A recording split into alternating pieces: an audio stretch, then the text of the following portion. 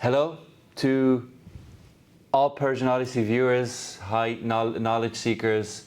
خوش اومدید به another episode of Persian Odyssey. Excited to be here in the US capital for the first time, but it's not, I'm more so excited in terms of who I'm here with. And usually when I do these intros, I like to touch on career and don't get me, don't get the situation wrong in any way. This person has a career that is a Persian parent's wet dream. AI, technology, business, an entrepreneur, a spearhead in many different directions, and we'll get to that. And I want to kind of hear that from Farrokh and his own words. How I do want to introduce Farrokh is sometimes you meet people, and at surface level you've met them recently, but the depth that you feel, it's like you've known them for generations. The depth you feel, the openness, the kindness, the intrigue, the passion, it brings you back centuries. It delayers the relationship. It's the feeling that I get. It brought me back thousands of years ago when the Persian Empire was what it was, a collection of beautiful cultures, stone columns meters high into the sky with the heads of bulls, lions covered in gold to show exactly to show the strength, to show the richness, to show the prowess of the Persian Empire, to show the connection of so many different people that looked different, that believed different things, that had different cultures, that woke up and lived their life in a different way. That's the connection that you ignited in me. And what is more beautiful about that is you bring it into the 21st century. You bring that passion into the modern day world and how we need to hold on to that. And you remind me of that when I look at you, when I see you speak, when I see the expressions in your face. That's the feeling that I get is that Persian Empire that is the envy of the world. People will have been talking about I want to go to the richest city under the sun, right? That's the feeling that you give me. Everything else around it I think is a bonus, but I have to say when we spoke first, it was not like an initial meeting someone. Yeah. For me it had layers, and that's continuing to uncover a beautiful friendship. And I'm very excited. Thank you for inviting me here. Yeah. Thank you for setting up this. Behind us is Georgetown River, if I'm wrong. And we will give thanks to Kamyar Maserrat, our Persian friend, here at Foley and Larner, for granting us this space. Yes, yes. Thank you so much. I couldn't have asked for a better backdrop, a better host as well. Let's jump right in. Without further ado, I want to introduce Gerald FARROKH DANESHVAR. That's right. Thank you for your time. Yes. I want to jump right in. We've had a lot of different discussions about different things, and we had a quick look at your LinkedIn. It's very, it's very interesting. Sometimes I talk to people and they say they're advisors, and then I'm like, I don't know what they're advising people on, but talking to you, I understand why you're an advisor. But that's just a piece of it. From your mouth, I want to hear your journey, your odyssey, from when you were young, what you wanted to do, how you did it, where, and all the journey to where you are now, and the highlights in your eyes. What are the significant bits that brought you where you are? And as well, I'm very curious to know where you're hoping to go as well. So thank you so much, Amirjan. I must echo you in the sense that when I meet many of my Persian friends, there is this cultural DNA that is baked. We are one of the great cultures in this planet, a big human, of course, family with subfamilies, and how we talk, our language, our food, our behavior, our goals, our dreams. I feel we are one of the unique cultures, certainly one of the oldest. And meeting you, I share the emotions of appreciating all that we have in common and hopefully what we intend to do. Yes, absolutely. So I was born here, although I spent much of my childhood in Tehran during the war with Iraq. And my father took me and my 5 siblings there again and again.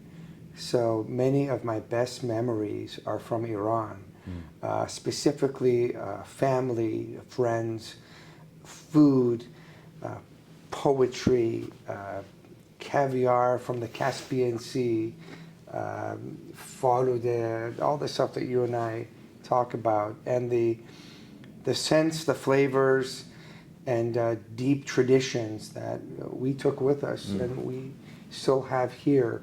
So born here, and like many people, chose to educate myself as much as I can, getting a doctorate in medicine, like my father, like my grandfather, but also really trying to maintain our non-scientific accomplishments of kindness, openness, warmth, compassion, in addition to the typical achievements that you think of in our community. Amazing. And so you wanted to be a doctor. Is that what you wanted to do since you were young? So, you know, the history of medicine and education in Iran runs very deep. You can imagine in the time of my grandfather, to be a physician in Iran was one of the highest professions. Not only because of the quality of life and financial benefits, but truly to help others, one of the more noble callings, you know, at that time in Iran. So I initially began my career honoring my family's position in the medical community. And over the last several years, I've veered more into business and education. And that's how you and I met, using the power of LinkedIn and the internet to meet great Persians here and across the world, and sort of rebuilding our diaspora into one community.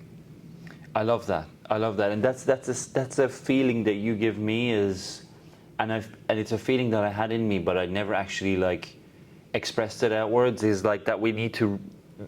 Maybe I'm talking from a perspective of where I live, because I think you have a good community here. Is that we need to just continue to remind ourselves that there's the communities out there. We need to just keep it strong, keep helping each other. One of the reasons I started Persian Odyssey is like, if I want to, I want to talk to you, and we have this strong conversation, how many other people can benefit from that? And you bring that out in me. You make it very expressive. Sasan always does that as well when I see him, and he brings up Persians, and he always, reminds me, if I'm missing some time Persian Odyssey, Sasan is there, and I love that. So I want to know like highlights of your career, because it's very interesting to me, because you've been in a lot of different companies. I've seen a lot of different roles. Yes. And I just wanted to know, like, what were the career defining moments that you were like, okay, this is where I decided to go this way. This is what made me stay in this area. This is what you learned from that area. Just the highlights and where you want to go.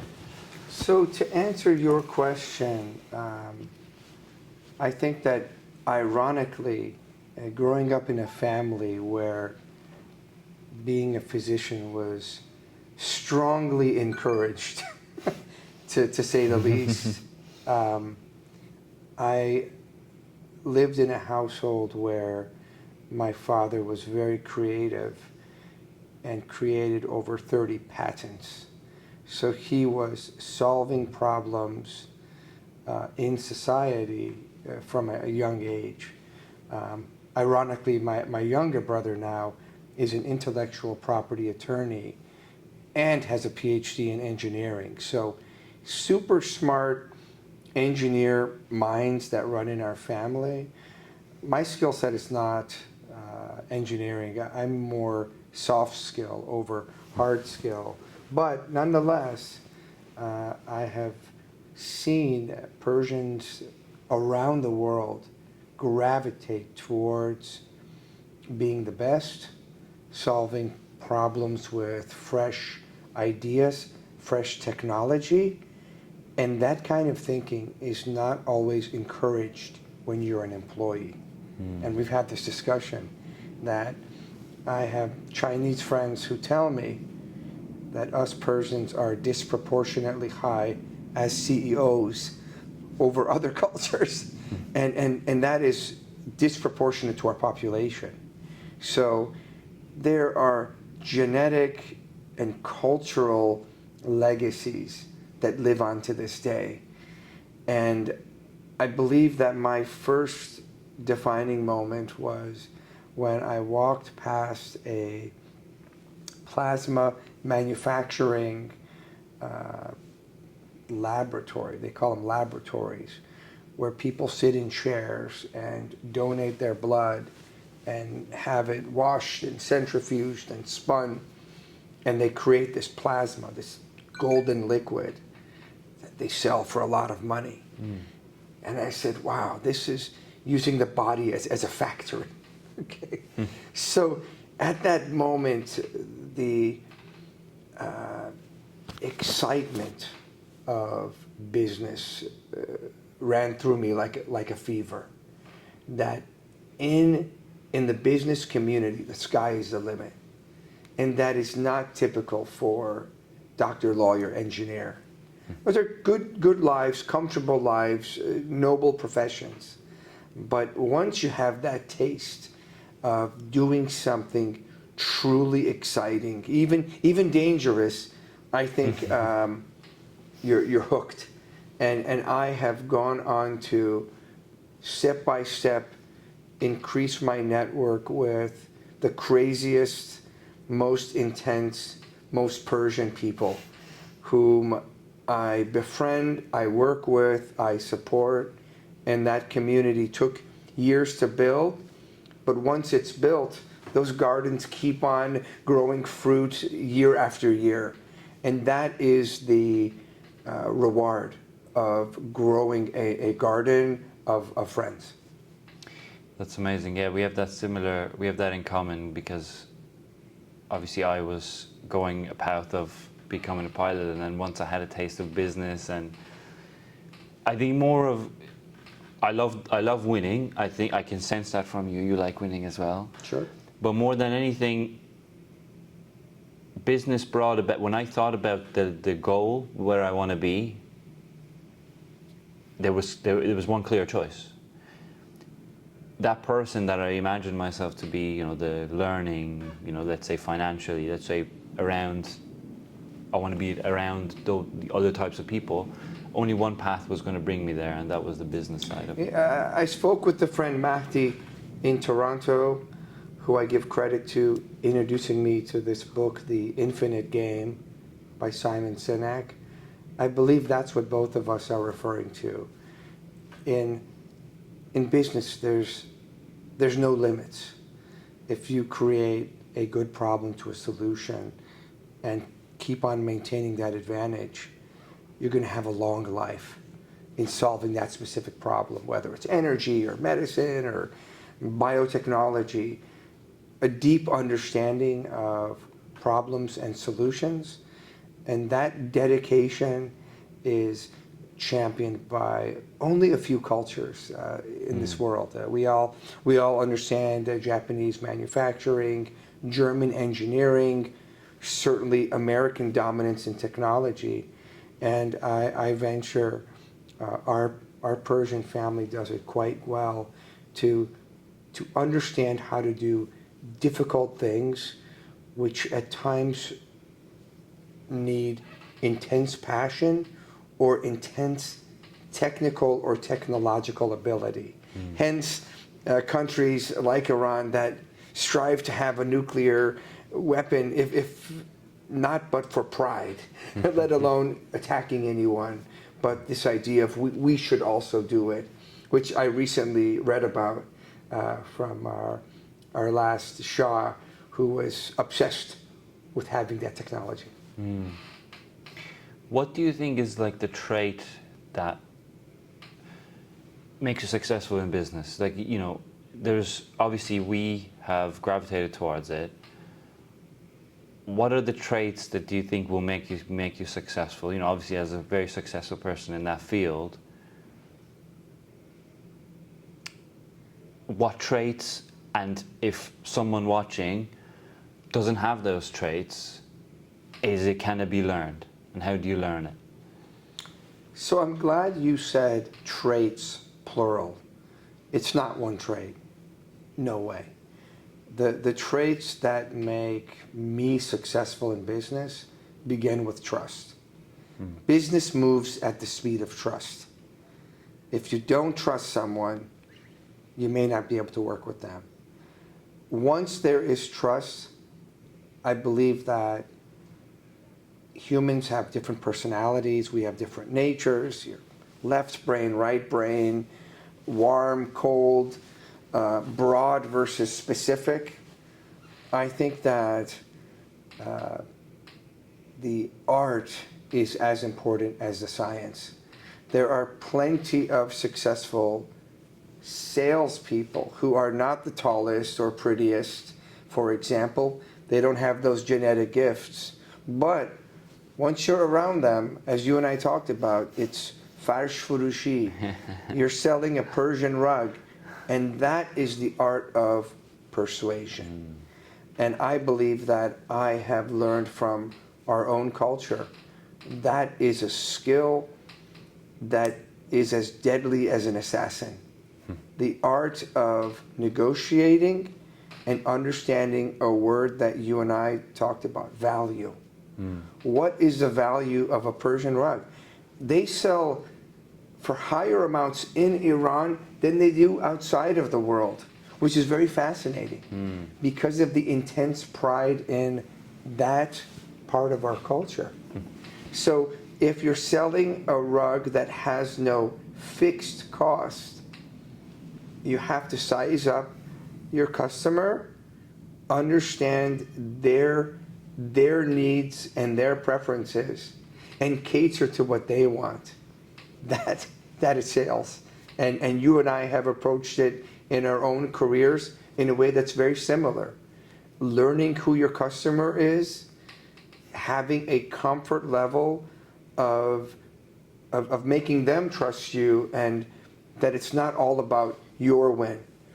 The best people in business make it win-win versus win-lose, which is often more common. That's amazing. So it's like those three things.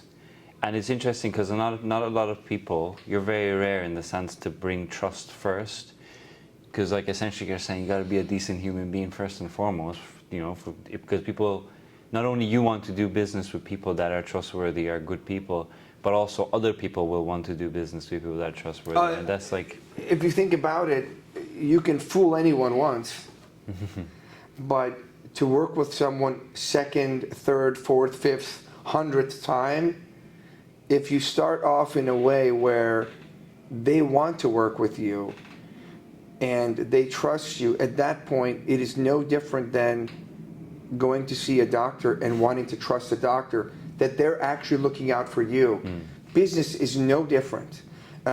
You sell someone a bad car, the brakes are bad, they get in a car accident, they die, right? You want to be able to trust the person who sells you the car. And over months, years, decades, the people who do relationships well in any field end up on top. So I like to believe that the way I was raised, certainly by my parents, if not my friends and family, is that relationship-based business leads to greater rewards over time. That's amazing. And only with that consistency you get to the top level. Because that's very different to other advice you hear, is that don't mix business and personal. Yeah. And this is the other side of that, literally. That's right. And you've shown that that's, if anything, is more successful. So I love that. A quick question for you. I mean, very well educated, obviously, coming from an Iranian family, you put it on top and you find an example of getting your education. Do you think education is as important as Persian parents emphasize on it? Do you think that people can be as successful, if not more, without it? Or do you think that everyone should pursue some sort of a level of education? So, clearly, we are one of several cultures that obsess over it. I could talk for hours about the culture in Korea, in the Jewish community, in Chinese community. There is also an intense push for among parents to see their children be very educated. Currently, I think that in a world that is more technologically driven, whether it is being a surgeon or a machine learning engineer or a blockchain or coding expert, it is true that you really have to dedicate yourself to be great at one thing. It doesn't have to be formal.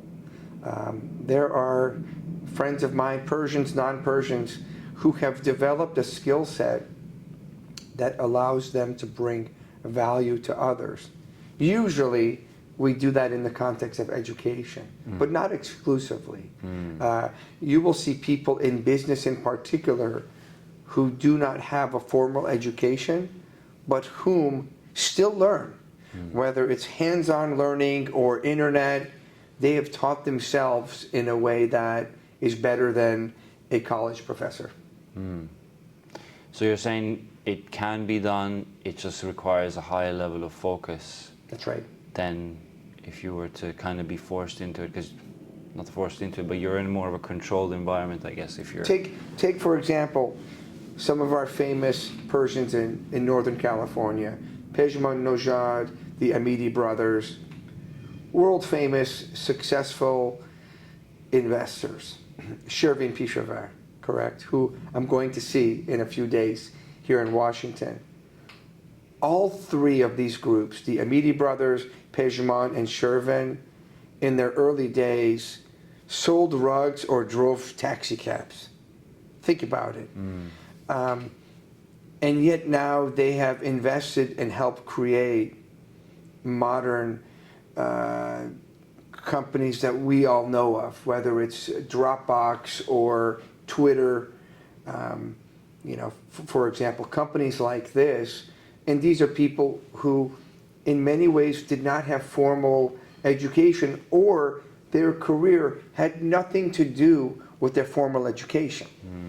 So, perhaps long-term investment, strong belief in technology and in the future. If you read some of their interviews from a very early age, they looked around and saw where the future was coming, and they put their focus right there. Yeah, interesting. Let's pivot a little bit into Iranian culture. I know you haven't been back recently, but I don't think... Year 2000. 2000? Oh, wow, okay, so a while ago. Yeah. I know you're a foodie. What, besides that, if that's the main thing, what brings you back to Iran? What, is there something that you do or you think about, you're like, that's so Iranian? Well, so living here in Washington, you're spoiled because my friends all say over the last several years, very high-end restaurants have opened up, and they're at times very, very successful. I feel like when I think about some signature moments, in Arlington, Virginia, across the river from where we're sitting, there is a place called Kebab Bazaar where they have kalla pacha, head and hoof. You're not Persian until you have this delicacy, so-called delicacy, if eating eyeballs is something you like. Not far from there is a place called Mocha where they make Persian pizza. Persian pizza is very different than pizza here or in Italy. In Washington, D.C., I'm going to take you later to probably both Rumi's Kitchen and Darvish, where you see cheddar kebab, signature polo, the white, fluffy, short-grained rice that we have perfected, and of course grilled meats paired with saffron spice, somor, and desserts such as our ice cream and our falude that for us who've had them overseas, those take you back. Yeah, my mouth is watering aggressively. Thanks for that very specific description of all. So actually on that, you said earlier some of your fondest memories were back when you were younger in Iran. Like, what are those memories that you remember, and how does it, how do these things bring you back? So I feel like for people who have lived in Tehran, it is a sprawling metropolis. And of course, going back a couple generations, you have the tree-lined streets with the jube where the rainwater and the storm drains are. Jumping over that, trying not to fall into the jube is a national obsession. Playing soccer in the street, tupai kuchuru, the red and white striped balls, which is also a national obsession. Really, the dirtiness, the traffic, the car crashes, the motorcycles. Tehran is one of those great cities, like London, like Rome, like Washington, in the sense that it brings you to now what is effectively a capital of an empire. And there's not that many of them. No. You count them on two hands. How many empires have been in the world? And so I think that for me, being there is a sense of home. And you see that in diaspora cultures, that although people are comfortable economically and socially, they can still be homesick. Because to some extent, in the modern world, we live in buildings like this and drive modern cars and can eat a hamburger that's perfectly consistent. But it's not the same as when you were a kid. Amazing. I wanna do something fun. I don't know if you like. I'm sure you do like Persian poetry.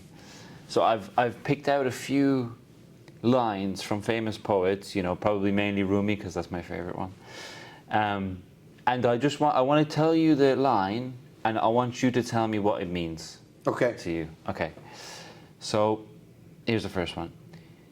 Don't be satisfied with stories, how things have gone with others. Unfold your myth. So, unfolding your myth. To me, this vein of, it almost reminds me of Sufi mysticism, which is very, very strong theme in our collective history. Find your own myth. Don't be satisfied with stories. I think in our poetry, there are these 5, 6, 7 themes: intense, passionate love, for example, enjoying the fleeting nature of life, such as Omar Khayyam, for example. And this is one of celebrating your own individuality and uniqueness. That's how I see it. Yeah. Okay, let's have a look here. Silence. So this is Ferdowsi. Silence is the language of God. All else is poor translation. Silence is the language of God. I believe in our culture, the opposite of fast-paced is quiet introspection and reflection. I believe this is what you feel in Isfahan around the blue domed mosques and in our traditional architecture is alone time. You know, before the internet, before television, is finding time to think by yourself quietly, for example, by the side of a river, and being in the moment. That mindfulness is existing in our poetry. After all, what is poetry? But using words and ideas to celebrate life and the artisticness of life. Yeah. Okay. Persians invented art. Yeah, amongst many other things. Art is one of them, yeah, if you don't know, now you know. One more. You've got to be guided by your heart's hope and not by your body's exhaustion. A man who stands for nothing will fall for anything. So this... I'll repeat the first bit again, as I'm very curious as to how you're going to dissect this. You've to be guided by your heart's hope and not by your body's exhaustion. So the first part of it is what I think of. How often in a Persian gathering, let alone my family, but of many Persians, do you see a lot of strong personalities? I see it all the time. Being guided by your heart's hope, in my interpretation, is people who follow their own passion. They know what's right. They know what's right for them. Obviously, an athlete follows their heart's hope over their body because you're tired, but you keep on going. But I'm not worried about the physical part. I'm talking about the people who are extremely bold, whether it's with a relationship, whether it's with their career, whether it's with their hobby. But that intensity of emotion is passion. And passion is something that we could talk about endlessly, because you see it in art, in work, in solving problems, and it comes with can-do attitude, confidence. All of those are really necessary to do anything difficult. Yeah, amazing. I couldn't have better. I like this, and your last one. The interpretation is really good. Appreciate it. Okay.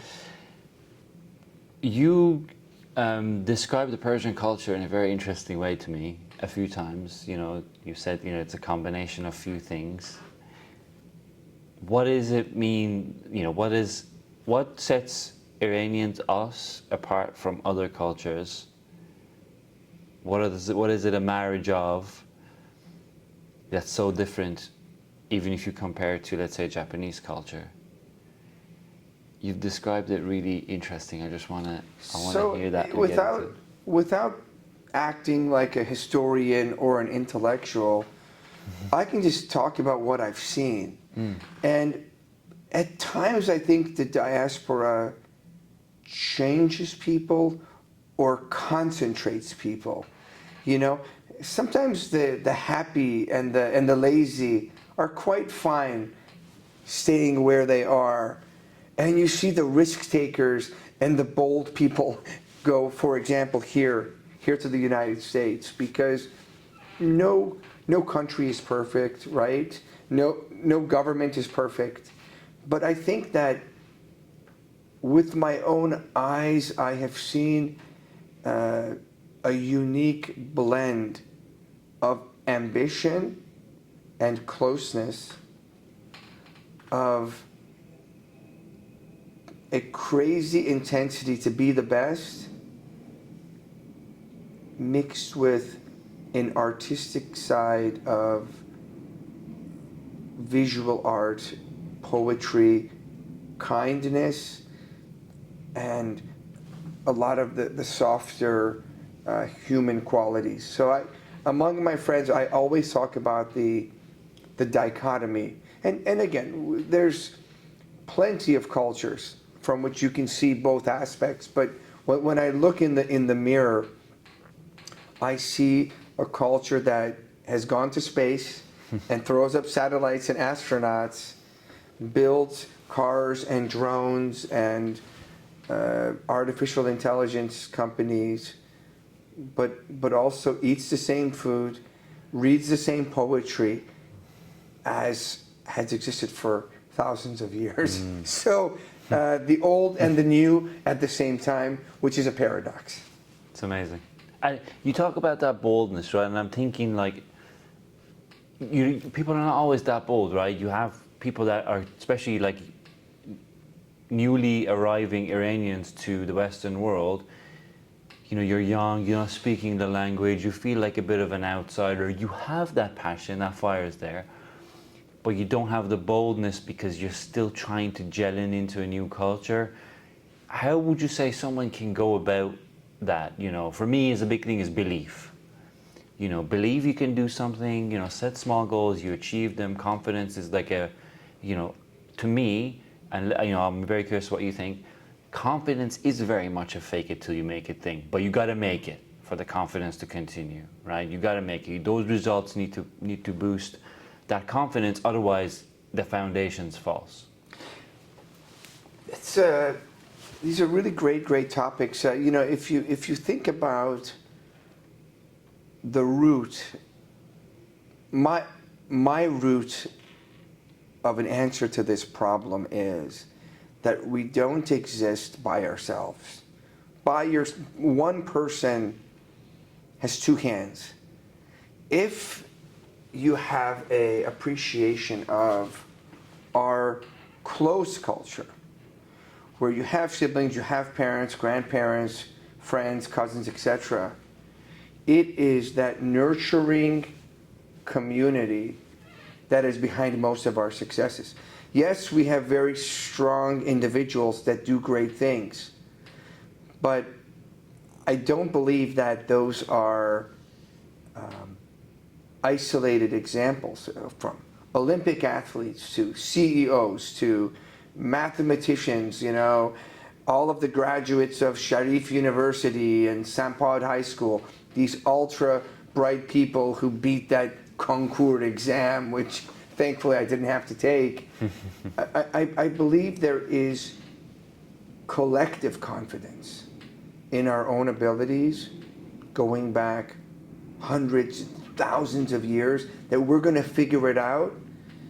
And I see that collective confidence as what you're seeing, that you have people around you who have done big things, so you're going to do big things. So to me, it is cultural pride that helps inspire you to overcome the difficult parts of any venture. It's not always fun or easy, but I'll do it. I'll get there. And I believe, you know, Fareed Zakaria talked about successful tribes as being tremendously confident and yet insecure. You know, and I, you know, that crazy mix is what you often see in people who are very successful. Is they're always pushing, and it's almost like they can't stop. Yeah. It's I like the community element, because it made me it reminded me of, you know, when your mom calls you Dudu Tala, and then that confidence, you know, you start to take that on, and then you look around, and as you said, you look at Iranians having the most CEOs out of any other culture. It's a very successful. Iranians and Israelis are two of the most educated brain drains that have come to the United States. Amir Jan, Kamyar Maserrat is an intellectual property here at Foley and Larner. He graciously gave us this space, but I wanted to bring him as an example when I talk about a community. In business, you have a couple of legs on this chair. you have CEOs and founders, super connectors, right? Investors, right? These three. You got money, you got a connector, you have a CEO. And then you have the attorneys. People who not only help you manage the business climate, but to protect what makes you special. And I met Kamyar, and instantly, not only me and my friends have really talked about his warmth as a human being, his interest in supporting startups and Persian startups, and really, he to me exemplifies this paradox of smart, technical, warm, and open. That you don't see often. Man, I had to pay him a little money to say all of this stuff. Thank you. I really appreciate it. That's He's very kind. quintessential Persian. I try. I do my best. Amazing. Yeah. Give us some of your back. I mean, sorry, I know you probably have to go. I It's just, okay. yeah, You are now part of this podcast. You're now part of- yeah, you. I just wanted to make sure that you guys have everything ready. No, you're gonna- I don't. I see that you don't. You're gonna get 2 for 1. Ask him a couple questions before he leaves. Sure. I want to know about your career. You know, let's do that. Let's just, you know, because my main thing is I'm trying to like open up what your like kind of significant parts of your life are.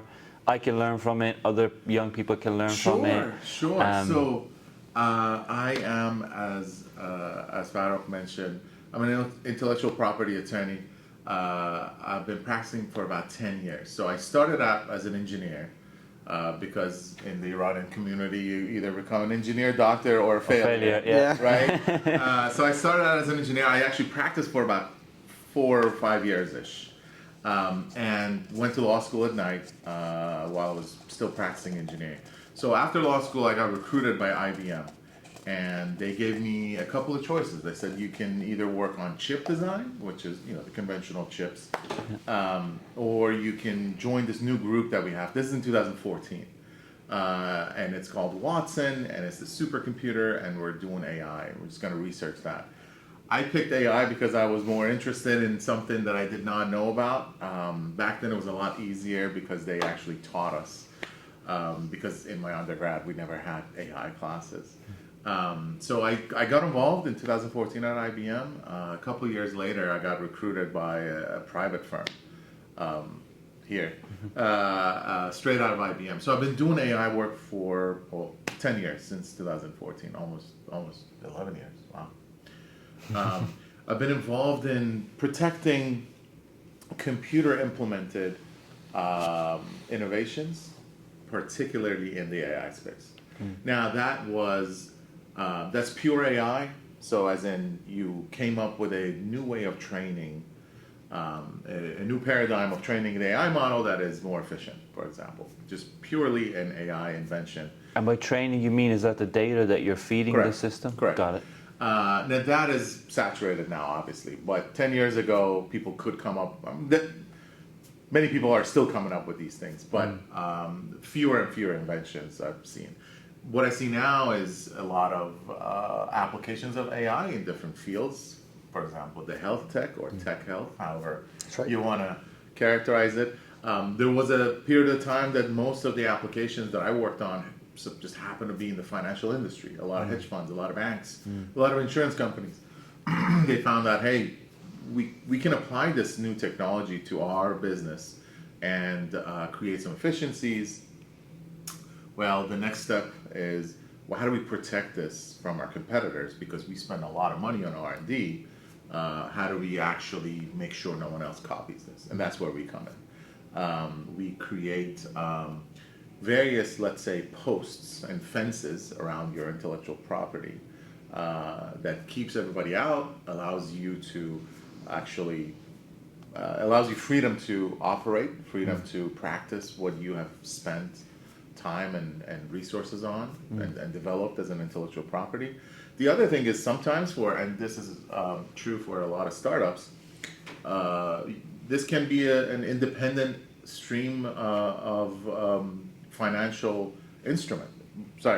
This can be a financial instrument by itself. So it can actually be licensed, it can be monetized independently from the actual underlying technology or the actual product that you use. So a lot of startups that we have, they end up pivoting, they end up going to a different direction after 4 or 5 years, but their intellectual property actually stays and they license it, and that becomes its own avenue of making money, basically.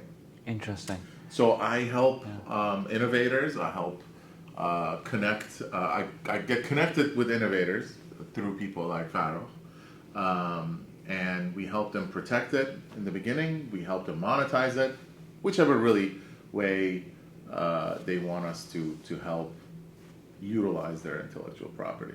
Yeah, amazing. Yeah. A bit of a selfish question, but what is like the companies that you think we need to keep an eye on? Because of course it's like at the beginning of the massive curve of what AI is going to be. Yeah. What are the companies that you think Interesting question.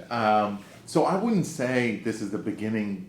I would say this is mid to really? late. Oh, okay. Well, the thing is, intellectual property protection really comes a long time before the product hits the market, usually, because people do R&D. So if I draw the lifeline of an invention or a product, R&D, then we get involved and we protect it. And then a few years after, or a few months after, depending on what kind of product it is, it really hits the market. So by the time you see it as a consumer, it might already be too late to try to protect it. Yeah. The companies to keep an eye on, I mean, by now, I feel like it's somewhat saturated. And that's its own conversation. I've had this conversation with FARROKH before. I think what is now in the beginning of the ramp up is the quantum computing as opposed to AI. And I think once that actually becomes a thing, quote unquote, the marriage of AI and quantum computing will really transform a lot of things. A lot of things that people think AI can transform will actually be performed and actually be accomplished once we have more computing power.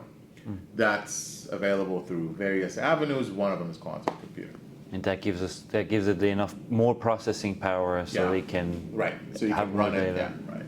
Okay. Right. Okay. But I mean, just what I see is just products right now. I mean, through FARROKH, I've met at least 7, 8, 10 different startups, and every single time I am impressed with what they do and what they can accomplish.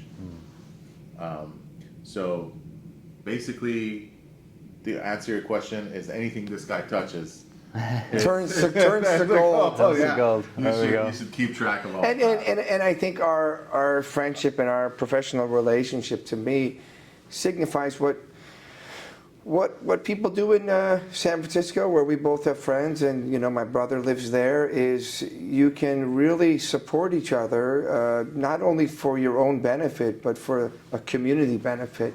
Yeah, I posted last night on LinkedIn at a function here, where Kamyar invited us, that when you have an ecosystem, there are those little pieces, and having Kamyar as part of my ecosystem, it's like having different fingers that you use to create mutual success.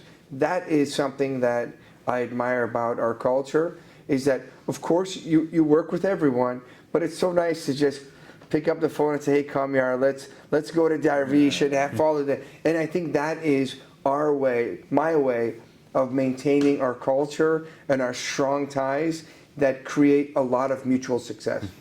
Yeah. I like to go deep, but I know, as you said, I don't want to lose attention, because I think I read somewhere is like a human's attention span is like optimal for 40 minutes. And after 40 minutes, they're just trying to catch themselves, and it's true. 100%. In fact, that's how I do things. When I talk, for example, to students, right? You'll win by giving them a ton of value and then letting them soak it in.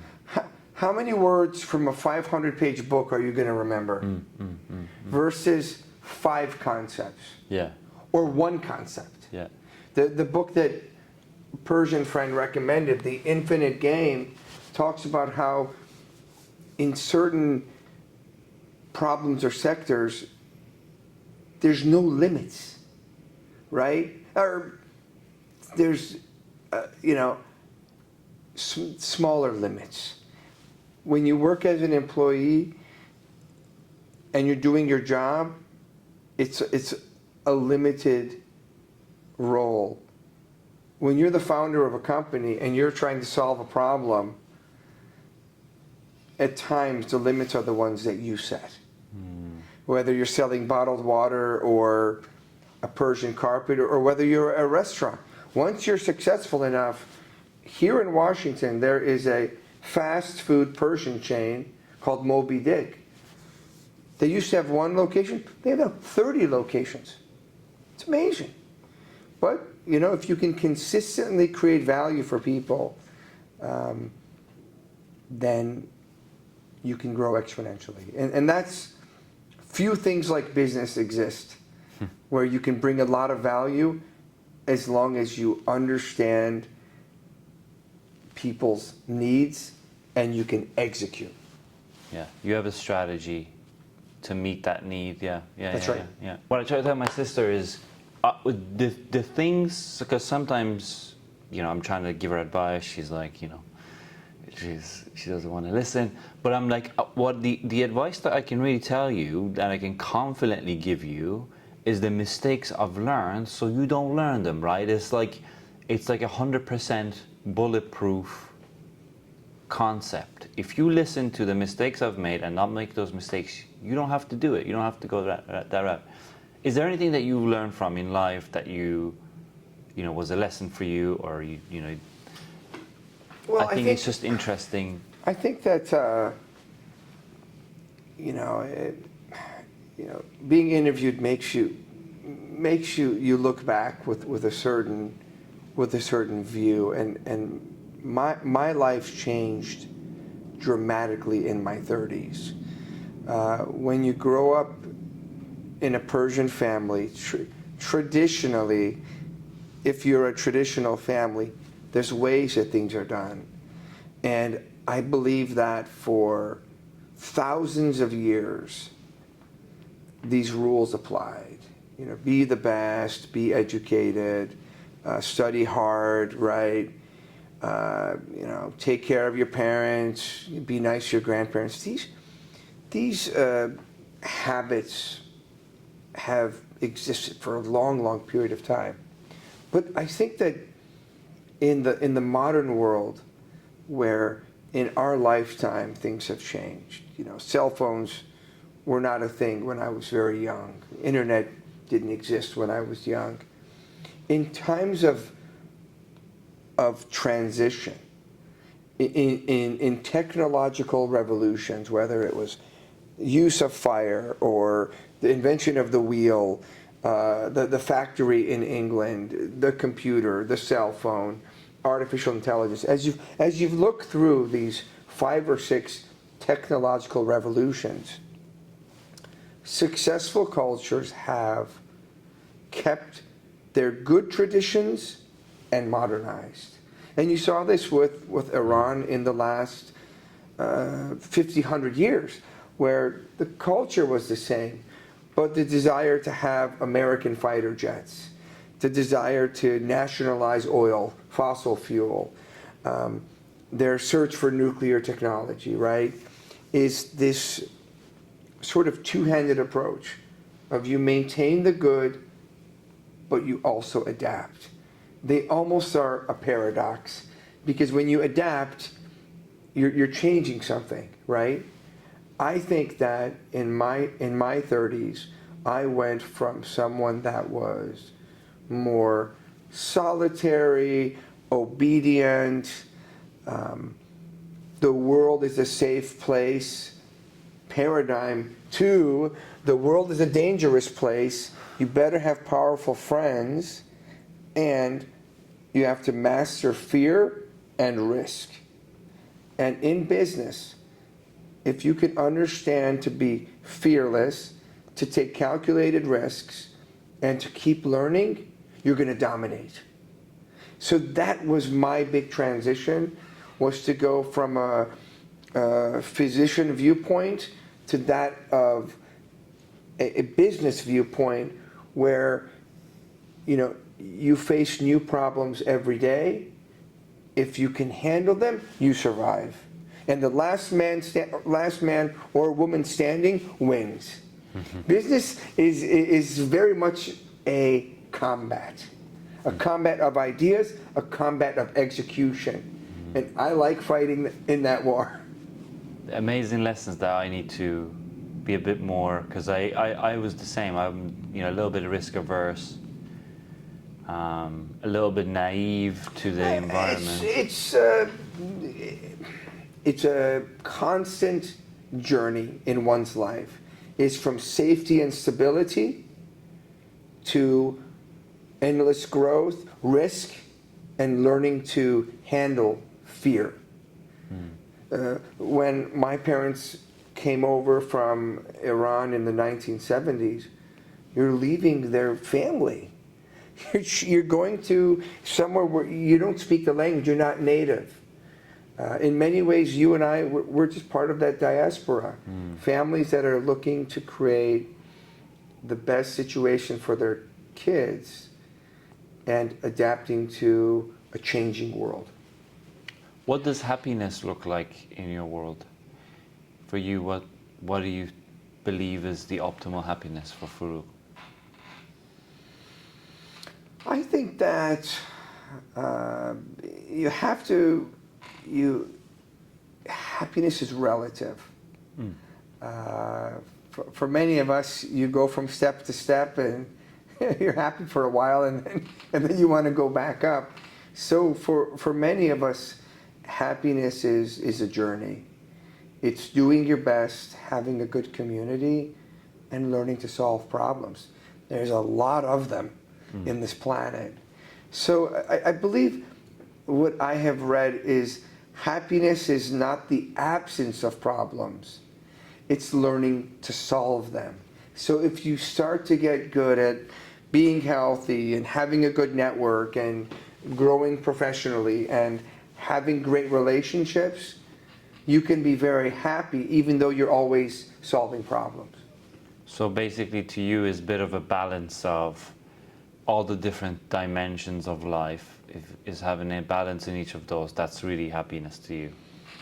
Yeah, and in the business community, I relate to some of my role models that if you look at some of my Persian friends in San Francisco, they're immensely wealthy, and yet they continue to focus all their energy on startups and solving problems and being right there in that kitchen, playing with ingredients. They have money. They don't have to work, but working is their reason.